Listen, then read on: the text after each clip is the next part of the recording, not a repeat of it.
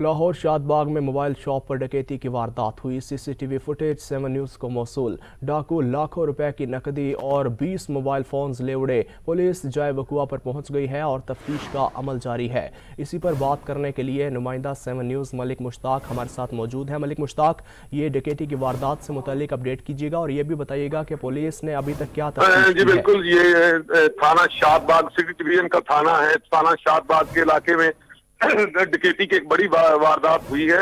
आपको बताता चलूं कि थाना शादबाग में एसएचओ मकसूद गुज्जर, जिससे लाहौर पुलिस में ब्रांड समझा जाता है, उन्होंने उनके दावे जो है धरे के धरे रह गए और mobile shop Ali mobile shop पर बड़ी डकैती की वारदात हुई, जिसमें डाकू 4,80,000 रुपए नकद और 20 एंड्रॉइड मोबाइल जो है वो गन पॉइंट पर ले गए।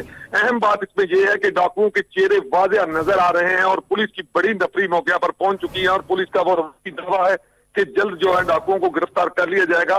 बहरहाल अभी तक मुकदमा दर्ज नहीं हुआ। पुलिस अभी तक शवाहिद इकट्ठे कर रही है, चूंकि पुलिस का यह कहना है कि शवाहिद इकट्ठे करने के बाद दरख्वास्त मौसूल होने पर मुकदमा दर्ज होगा और मुल्जमान की जियो फेंसिंग करवाई जाएगी और उसके बाद जो है डाकुओं को गिरफ्तार कर लिया जाएगा। जी, जियो फेंसिंग के बाद डाकुओं को गिरफ्तार किया जाएगा। मलिक मुश्ताक, आपका बहुत शुक्रिया।